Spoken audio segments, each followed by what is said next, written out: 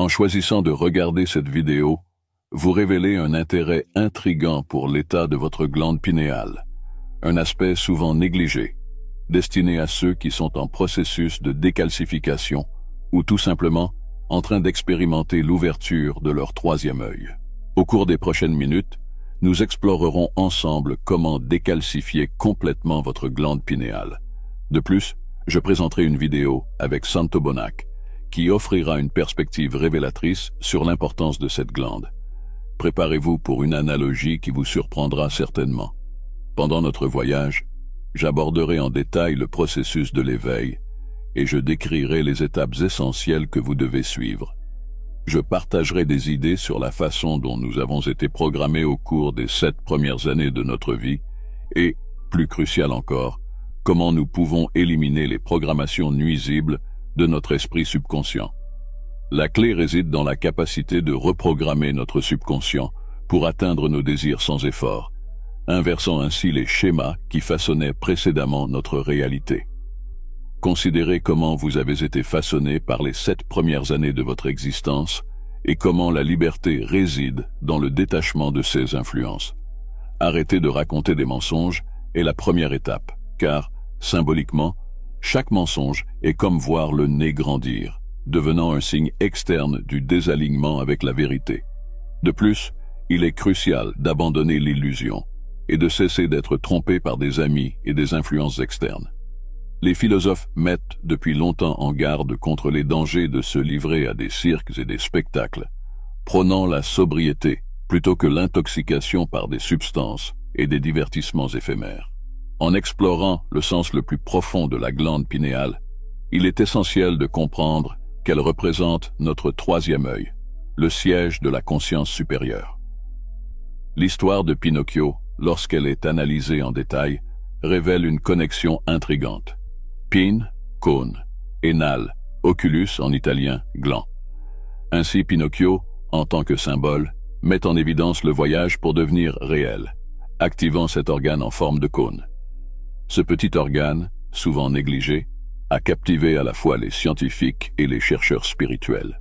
Son importance transcende le physique, pénétrant dans le royaume de la conscience et de l'authenticité. Cette vidéo est donc une invitation à explorer des profondeurs au-delà de la vision commune, un voyage vers l'expansion de la conscience et la réalisation personnelle.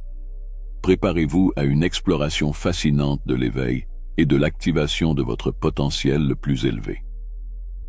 Située dans la partie la plus profonde du cerveau, la glande pinéale joue des rôles cruciaux, tels que la sécrétion de mélatonine et la régulation des schémas de sommeil. Cependant, pour les mystiques et les philosophes, elle transcende sa nature physiologique, étant considérée comme un troisième œil, un organe spirituel, fournissant une perception au-delà de la vision ordinaire. Les anciennes civilisations, comme les Égyptiens, symbolisaient cet organe comme l'œil d'Horus, un emblème mystique associé à l'illumination et à la perspicacité. En examinant l'histoire de Pinocchio, la marionnette en bois manipulée par des cordes, nous percevons une représentation symbolique des limitations de la conscience humaine, liées au sens physique et aux normes sociales. Tout comme Pinocchio aspire à la liberté et à la transformation, l'âme humaine recherche des états de conscience plus élevés. Le conte de fées de Pinocchio peut être interprété comme une allégorie d'une intervention divine ou d'un guide spirituel qui nous aide à activer la glande pinéale, nous plaçant sur le chemin de devenir vrai. Le parcours de Pinocchio vers la réalité peut être comparé à l'éveil de la vision intérieure ou à ce que l'on appelle la troisième mort. De la même manière que Pinocchio doit faire preuve d'intégrité morale pour devenir un vrai garçon, des pratiques spirituelles telles que la méditation, une vie éthique et la pleine conscience sont souvent recommandées pour activer la glande pinéale. Le célèbre nez qui s'allonge de Pinocchio lorsqu'il ment peut symboliquement refléter le concept d'illusion qui obscurcit notre vision réelle lorsque nous ne sommes pas authentiques avec nous-mêmes ou que nous vivons dans l'ignorance. Notre vision intérieure, ou troisième œil, reste endormie tant que nous restons rigides et sans vie, comme Pinocchio avant sa transformation. L'acte de mentir peut être comparé à la calcification de la glande pinéale, une condition qui entrave son fonctionnement correct. Alors que Pinocchio apprend à naviguer dans les complexités morales, il se rapproche de devenir un vrai garçon. De même, en nous libérant des illusions qui nous emprisonnent, nous nous rapprochons de la réalisation de notre véritable essence. En explorant le voyage d'activation de la glande pinéale et l'ouverture du troisième œil, nous entrevoyons une transformation complète qui aboutit à un état de liberté et d'élévation. Tant Pinocchio que l'individu, en suivant ce chemin, atteignent une liberté intérieure qui transcende les liens de l'illusion. La calcification, un processus au cours duquel les cristaux de phosphate de calcium s'accumulent dans la glande, peut avoir un impact significatif sur sa fonction. Plusieurs facteurs contribuent à ce phénomène, beaucoup d'entre eux étant liés au choix de modes de vie modernes et aux facteurs environnementaux. L'un de ces contributeurs, souvent débattu, est la présence de fluor, un composé trouvé dans les approvisionnements publics en eau et les produits dentaires. Le fluor a une forte affinité pour la glande pinéale, s'accumulant avec le temps et contribuant à la formation de cristaux de phosphate de calcium. Des études indiquent que les aliments transformés, riches en conservateurs, additifs et sucres raffinés, peuvent augmenter les niveaux de toxines dans l'organisme. Ces toxines, à leur tour, peuvent contribuer à la calcification, générant inflammation et stress oxydatif. Cet environnement propice crée des conditions favorables à la formation de dépôts de calcium dans la glande pinéale. De plus, l'exposition à des métaux lourds tels que le plomb, le mercure et le cadmium est signalée comme un autre facteur contribuant à la calcification. Ces métaux se trouvent dans les poissons provenant de zones polluées, dans l'air contaminé et, étonnamment, même dans certaines obturations dentaires. Après pénétration dans le corps, ces métaux peuvent être stockés dans divers tissus, y compris la glande pinéale, où ils interagissent avec le calcium et d'autres minéraux, formant des dépôts au fil du temps. L'âge joue également un rôle significatif dans ce processus. À mesure que les personnes vieillissent, on observe une augmentation du taux de calcification. Il s'agit d'un phénomène naturel qui mérite notre attention, car il nous incite à réfléchir à l'importance de prendre soin de la glande pinéale tout au long de la vie. Ainsi, comprendre les facteurs qui contribuent à la calcification est crucial pour préserver la fonction optimale de cet organe vital, favorisant ainsi un voyage plus complet vers l'expansion de la conscience et l'éveil spirituel. Bien que la raison de la corrélation entre la calcification de la glande pinéale et divers facteurs ne soit pas entièrement claire, certaines explications potentielles impliquent des changements hormonaux et une exposition plus prolongée aux facteurs contributifs. Les choix de mode de vie, tels que la consommation excessive d'alcool et l'utilisation du tabac, peuvent également jouer un rôle facilitateur dans la calcification. Les deux substances sont connues pour provoquer une inflammation et une oxydation, créant un environnement propice à l'accumulation de dépôts de calcium. De plus, certains médicaments tels que les antacides et certains types d'antibiotiques riches en calcium, aluminium et autres minéraux, lorsqu'ils sont consommés en excès ou pendant de longues périodes, peuvent contribuer au processus de calcification. La complexité de ce phénomène implique divers aspects, y compris l'impact des choix quotidiens sur la santé de la glande pinéale. Le rôle du fluor dans la calcification de la glande pinéale est une préoccupation et un sujet d'étude aux États-Unis, où le fluor est ajouté à l'approvisionnement en eau publique comme mesure pour promouvoir la santé buccale. Bien que l'intention derrière la fluoration de l'eau soit la réduction des caries dentaires, ses effets sur d'autres parties du corps, y compris la glande pinéale, ne sont pas entièrement compris et font l'objet de recherches continues. Le fluor présente une forte affinité pour les tissus calcifiés, y compris la glande pinéale, qui est un tissu calcifiant par nature. Au fil du temps, l'accumulation de fluor peut faciliter la formation de cristaux de phosphate de calcium à l'intérieur de la glande, contribuant au processus de calcification. Cette préoccupation est particulièrement pertinente pour les enfants, dont les glandes pinéales sont encore en développement.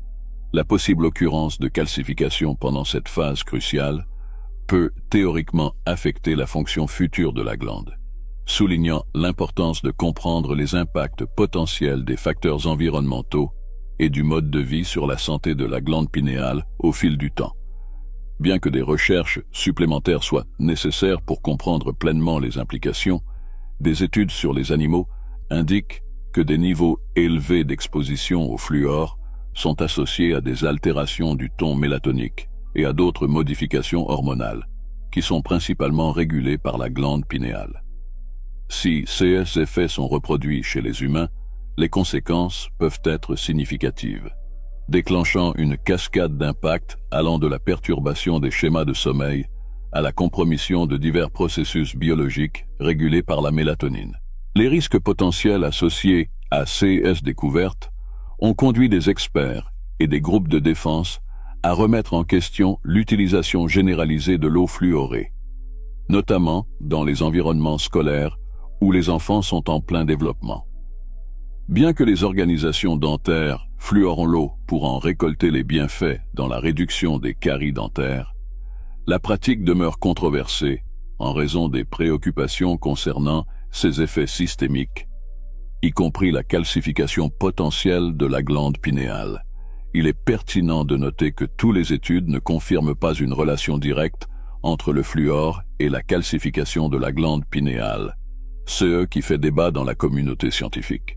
Cependant, les préoccupations persistent concernant les effets cumulatifs de l'exposition tout au long de la vie, en particulier lorsqu'elle commence dans l'enfance.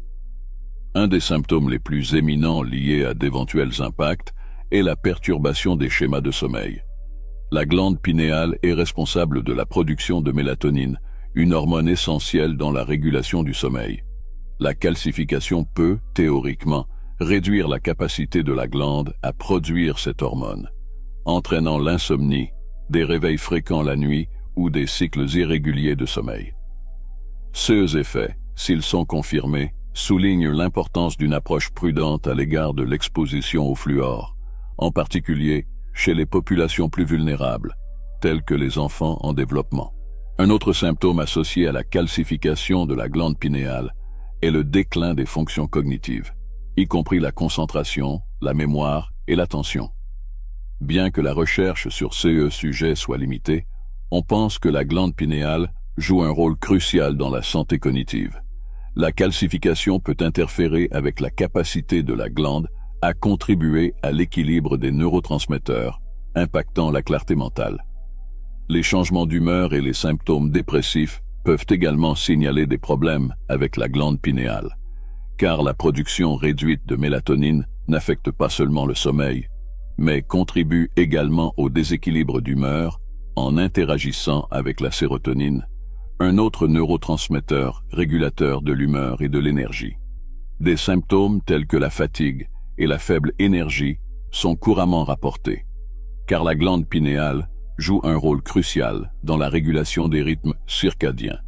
La calcification peut perturber ces cycles naturels, entraînant une sensation constante de fatigue. De plus, l'intuition et la capacité de prendre des décisions peuvent être affectées, car dans les traditions ésotériques, la glande pinéale, ou troisième œil, est considérée comme le centre de l'intuition et de la prévision.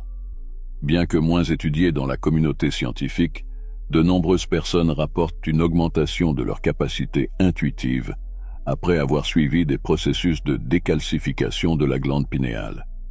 Des symptômes physiques tels que des maux de tête et des migraines peuvent également être liés à la glande pinéale, car elle est située à proximité de voies nerveuses importantes.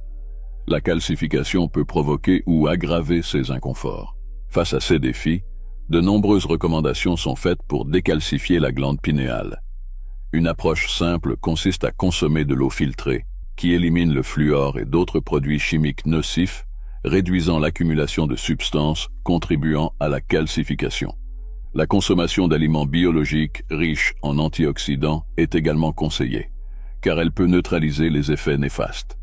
Les aliments contenant des nutriments essentiels tels que la vitamine K2, le magnésium et l'iode sont également mis en avant comme bénéfiques. De plus, certaines personnes optent pour des compléments naturels tels que la chlorella, la spiruline et le petit lait, pour aider au processus de décalcification de la glande pinéale. Ces pratiques sont présentées comme des moyens potentiellement efficaces de promouvoir la santé de cette glande vitale. On pense que des suppléments tels que la chlorella, la spiruline et le petit lait peuvent détoxifier le corps, en aidant à décomposer les aliments transformés qui contiennent souvent du phosphate de calcium, un contributeur à la calcification. Éliminer ces aliments de l'alimentation est considéré comme bénéfique. De plus, choisir des dentifrices et des rince-bouches sans fluor peut réduire l'exposition à cette substance, surtout pour ceux qui résident dans des zones où l'approvisionnement en eau est fluoré.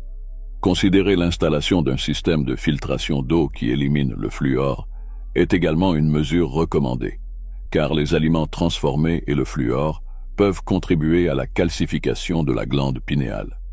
Bien que disposant de moins de soutien scientifique, beaucoup croient que des pratiques spirituelles telles que la méditation et le yoga peuvent jouer un rôle crucial dans l'activation et la décalcification de la glande pinéale.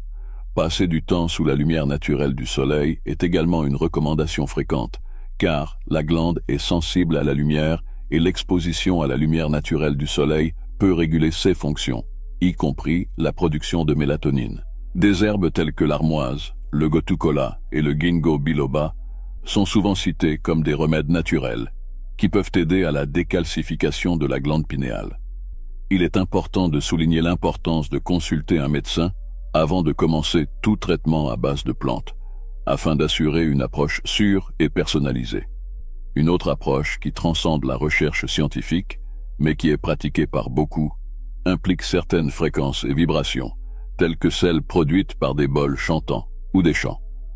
On croit que ces pratiques peuvent stimuler la glande pinéale, bien que ce concept soit plus ancré dans les traditions spirituelles que dans les preuves scientifiques. De plus, l'activité physique est mise en avant comme une pratique pouvant augmenter le flux sanguin, ce qui peut influencer positivement la santé de la glande pinéale. Ces approches holistiques et intégratives reflètent la diversité des méthodes recommandées par ceux qui cherchent à activer et à maintenir la santé de cette glande vitale.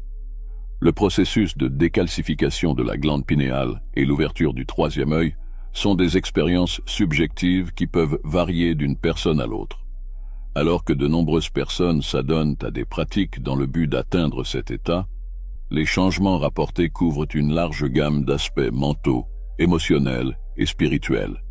Certaines des expériences et des sentiments couramment partagés comprennent amélioration du sommeil. Comme la glande pinéale produit de la mélatonine, la décalcification peut conduire à un sommeil meilleur et de meilleure qualité. Beaucoup de gens rapportent trouver facile de s'endormir, de rester endormi et de se réveiller en se sentant revigoré. Intuition et conscience. Améliorer. Le troisième œil est souvent associé à l'intuition et à une conscience accrue. Après la décalcification, certaines personnes se sentent plus en phase avec leur environnement et capables de percevoir des signaux subtils. Créativité. Élargie. Beaucoup rapportent une vague de créativité, trouvant plus facile de penser en dehors des sentiers battus et de générer de nouvelles idées. Amélioration de la clarté mentale et de la concentration. Les avantages fréquemment cités incluent une clarté mentale améliorée et une concentration plus aiguisée. Les tâches peuvent sembler plus faciles et l'efficacité dans les activités quotidiennes peut augmenter. Stabilité. Émotionnelle et meilleure morale. La régulation de la sérotonine et de la mélatonine par la glande pinéale peut influencer l'humeur. Certaines personnes éprouvent une meilleure humeur et une plus grande stabilité émotionnelle. Approfondissement des pratiques spirituelles. L'augmentation de l'intuition et de la clarté mentale peut conduire à un approfondissement des pratiques spirituelles et à des insights plus profonds. Expérience sensorielle. Améliorer. Les témoignages d'expériences sensorielles plus intenses sont courants.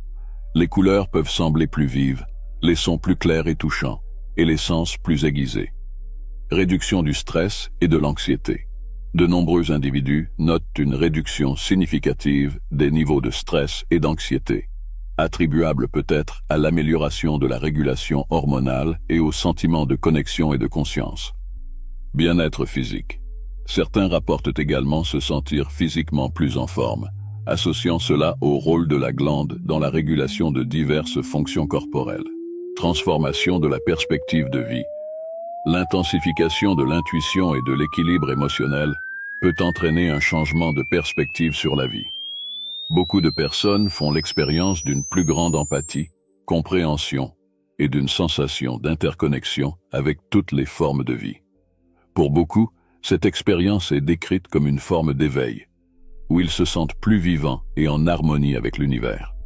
Le voyage de décalcification de la glande pinéale est ainsi une quête personnelle qui peut conduire à une série de transformations profondes. La thérapie sonore, souvent utilisant des instruments tels que des bols chantants ou des chants vocaux, est depuis longtemps associée à la stimulation de la glande pinéale et à l'ouverture du troisième œil. Bien que la recherche scientifique sur le sujet soit limitée, la base de cette idée est profondément enracinée dans les traditions spirituelles et ésotériques. La croyance sous-jacente est que la glande pinéale possède une fréquence naturelle, et en étant exposée à des sons externes qui résonnent à cette fréquence ou à proximité, elle peut être activée. Lorsque des vibrations harmoniques sont introduites par le son, elles apportent une sensation d'équilibre et d'harmonie au corps, étendant potentiellement cet effet à la glande pinéale et aidant à sa décalcification et activation.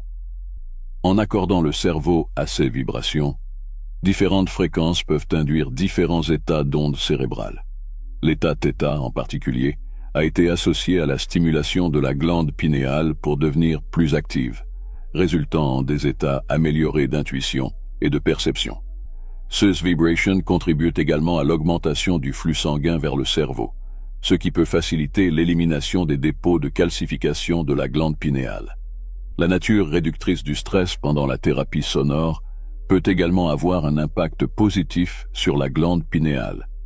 La réduction des hormones qui peuvent inhiber sa fonction, dans un état profondément relaxé, permet aux individus de se connecter spirituellement avec leur moi intérieur et avec l'univers en général.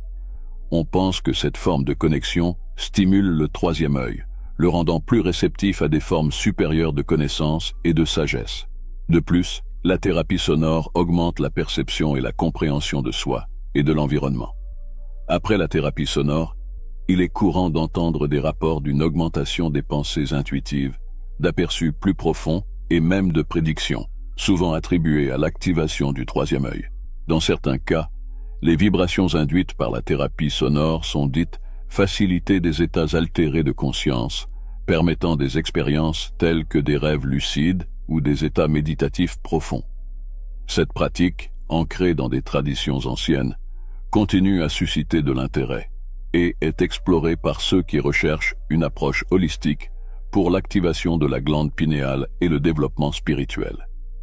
Les états modifiés de conscience ont une longue association avec l'activation du troisième œil, une croyance enracinée dans des traditions spirituelles anciennes telles que l'hindouisme et le bouddhisme.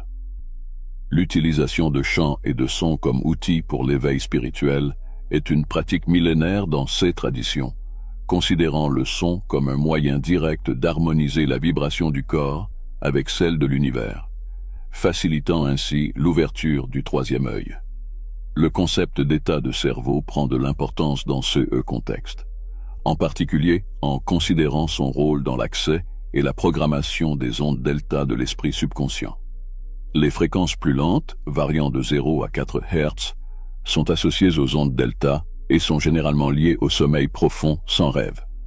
Pendant cet état, l'esprit subconscient est considéré comme très actif dans le traitement des expériences quotidiennes et la formation de souvenirs.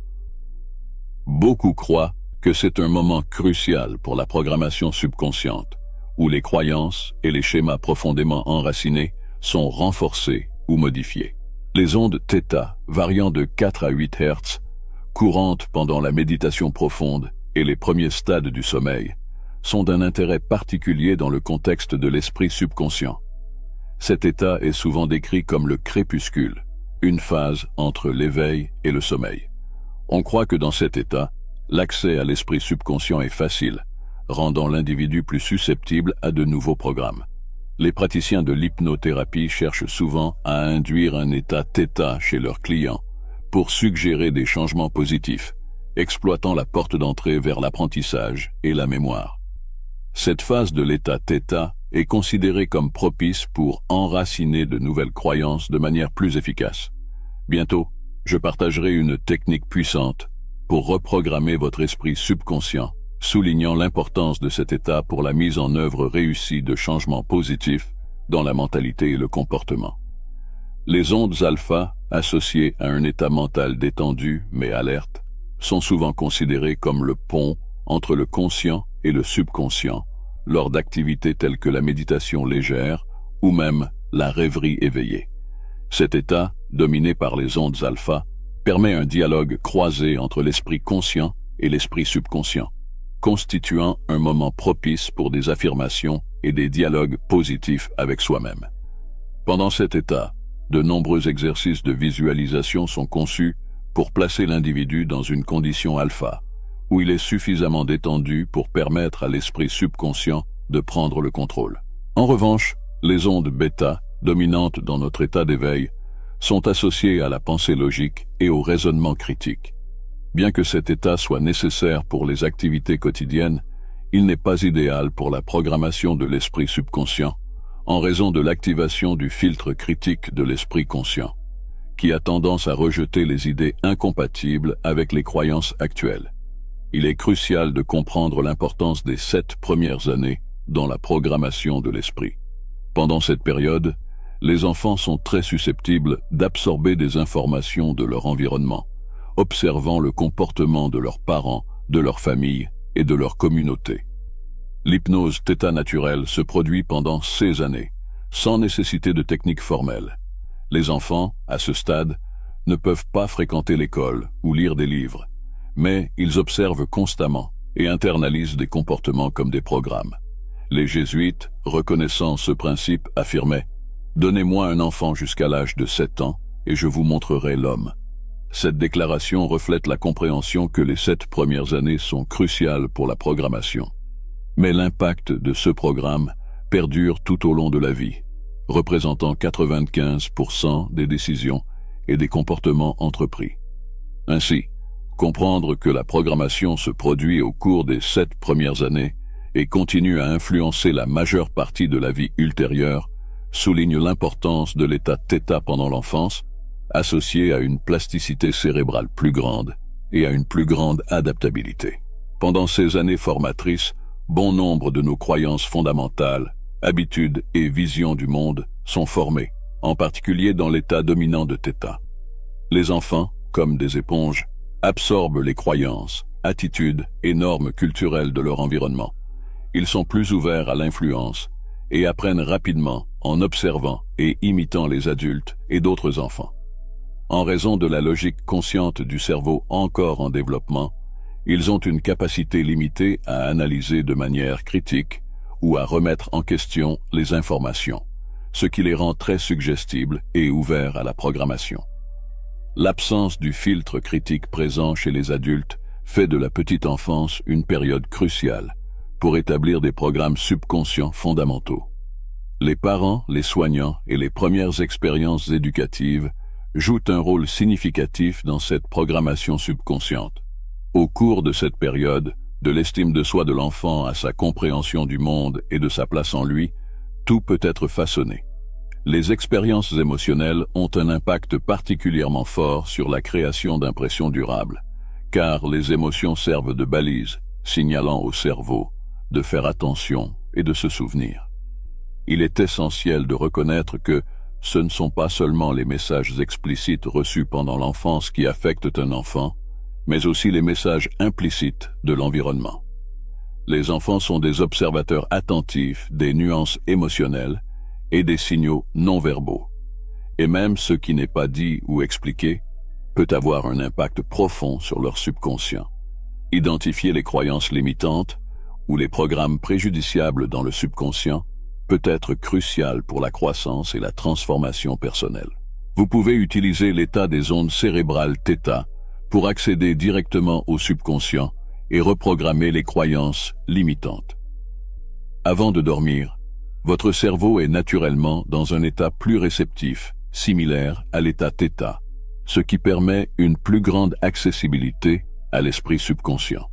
Pendant cette période, vous pouvez utiliser des affirmations positives et des visualisations pour remplacer les croyances négatives par celles qui soutiennent vos objectifs et désirs. Le processus implique la création d'affirmations positives liées aux domaines spécifiques dans lesquels vous rencontrez des défis. Par exemple, si le défi concerne les finances, vous pouvez créer des affirmations comme « Je suis digne de prospérité » ou « L'argent coule facilement dans ma vie ». Répétez ces affirmations tout en étant dans un état détendu avant le coucher. En faisant cela régulièrement, vous reprogrammez efficacement votre subconscient, remplaçant les croyances limitantes par des pensées positives et constructives. C'est un processus progressif, mais de nombreuses personnes rapportent des changements significatifs dans leur vie en adoptant cette pratique. Rappelez-vous toujours qu'il est important d'être cohérent et patient lors de la reprogrammation des schémas de pensée. L'état des ondes cérébrales θ est une fenêtre d'opportunité pour influencer positivement le subconscient, et cette technique peut être un outil précieux pour favoriser des changements positifs dans votre vie. L'approche de la reprogrammation du subconscient, surtout pendant les états θ avant de dormir et au réveil, est basée sur la compréhension que pendant ces moments, le subconscient est plus réceptif aux nouvelles informations. Le docteur Bruce Lipton et d'autres experts soulignent l'importance de ces périodes pour influencer positivement les schémas de pensée. La plateforme que vous avez mentionnée semble offrir des programmes audio conçus spécifiquement pour la reprogrammation subconsciente. Ces programmes utilisent généralement des techniques telles que des affirmations positives, des visualisations et des suggestions visant à remplacer les croyances limitantes par des pensées constructives. Intégrez cela comme une pratique quotidienne, que ce soit avant de dormir, au réveil, ou les deux, peut être une stratégie efficace pour exploiter les caractéristiques naturelles de l'état θ. En choisissant un programme audio aligné avec vos objectifs spécifiques, vous pouvez intentionnellement diriger le subconscient pour créer des changements positifs dans votre vie. La cohérence est essentielle, et de nombreuses personnes rapportent des avantages en adoptant ces pratiques régulièrement. Rappelez-vous que la reprogrammation subconsciente est un processus progressif et que les résultats peuvent varier d'une personne à l'autre. Si vous cherchez des changements significatifs, il est recommandé d'être patient et persévérant dans votre approche. De plus, si possible, consultez un professionnel de la santé mentale pour des conseils personnalisés et un soutien.